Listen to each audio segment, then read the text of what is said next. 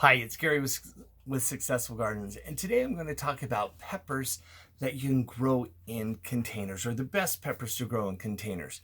Not everybody can grow a traditional garden in the ground, in the backyard, out in the field, or even in raised beds. You might live in an apartment or a condo. You might just have a small little townhouse that has just a small patio, but yet you want to grow some fresh peppers to enjoy throughout the summer. I'm going to talk about 6 varieties of peppers that do very well in containers. But first, what do you need to do when growing peppers in containers? Probably one of the biggest mistakes, or the first mistakes a lot of people do, is they won't have the right size of pot. Now, this pot probably shows up bigger than what it really is, but this is a pot that is about 18 inches in diameter, about 12 inches deep. And that is a container that would be perfect for one, and depending on the size of the plant or the variety of plant, maybe 2 pepper plants in that pot. So size of your pot, allowing for proper root development of any plant, is necessary. Remember, you're not growing a bonsai pepper plant. You are growing a pepper plant that you want to have produce and grow peppers for you to enjoy throughout the summer. So start off with the right size container, one that offers drainage. You always want to make sure that any pot that you have has ample drainage to allow any excess water to drain away from the roots, because one thing that will kill a plant faster than anything is overwatering or saturation of roots. It develops root rot, it will kill the plant, it creates fungal growth, and that can spread to your other plants. So the right size pot with ample drainage. Then you want to start off with a good potting soil. I like a brand called Fertilome Ultimate Potting Soil. It's a great blend of sphagnum peat moss mixed with perlite. It just has a good texture, nice porosity to it to allow for good drainage. Another variety or brand of potting soil that I use is the Espoma Organic Potting Mix. Now, what's the difference between an organic mix and a regular potting mix? All potting mixes are organic. It contains natural products, but an organic mix, if they add any type of fertilizers in it, has to have organic based fertilizer components. So be careful with what your potting soil is. Do not buy necessarily the cheap potting soils. You want to always have a good, high quality potting soil. After you've planted your plants in the right size pot, the best potting soil, then you want to add fertilizer. I like to use this Fertilome all-purpose water soluble. It's a balanced fertilizer. As you can see, the numbers are 20 20 20, and so it's a balance. It offers great well-rounded nutrients for the plants to grow. I use this both on my flowers and on my vegetables. All right, so now that you have that established, depending on the size of pepper you might need to get a growing stick or a staking stick to help support that plant as it grows. But now, here are 6 of my favorite varieties of peppers to grow in containers. Now, let's start off with a bell pepper. We all know what a bell pepper looks like. Nice and green. It's traditional. It's what we always grew up on, where we knew what a bell pepper was. Well, one of the bell peppers that I like to grow is actually an older variety called Jupiter. It's a 70-day to harvest variety, but it's a more compact plant from all the other traditional bell peppers.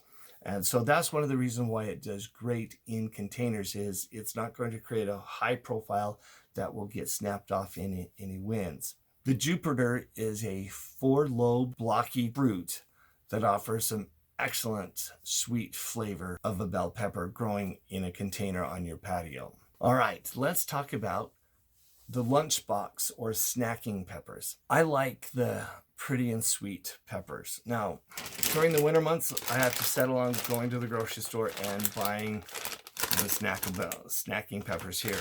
And that's sometimes always a hit and miss. But during the summer months, I like to grow pretty and sweet. Pretty and sweet is a 60-day, so it's an earlier variety type of pepper. It's an award-winning from 2015 snacking pepper. These lunchbox peppers, they're fun to grow, very prolific. You'll see color combinations of yellow, reds, oranges, and of course greens growing on the plants. They are just that perfect, wonderful garden taste of freshness. Here again, a compact plant growing about 18 inches tall. So those pots, in that pot that I showed you that's about 18 inches wide, you could probably get 2 pepper plants in that without overcrowding or overgrowing. And so, but pretty and sweet is a great, fun pepper to grow in a container. If you want to raise any eyebrows with your neighbors as you share peppers with them, consider growing the Hungarian cheese pepper. I have no idea where that name came from. Why is it Hungarian cheese? But these peppers grow flat. They're probably an inch in height, but they can grow up to about 3 inches in diameter. They're great for stuffing. You can eat the whole pepper. It's continual blooming.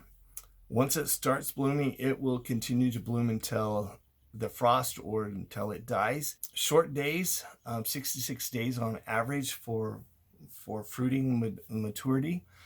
But there again, it's a more compact plant, does great for your balcony or your backyard. Now, if you want to grow it in your garden, it's great out in the garden too.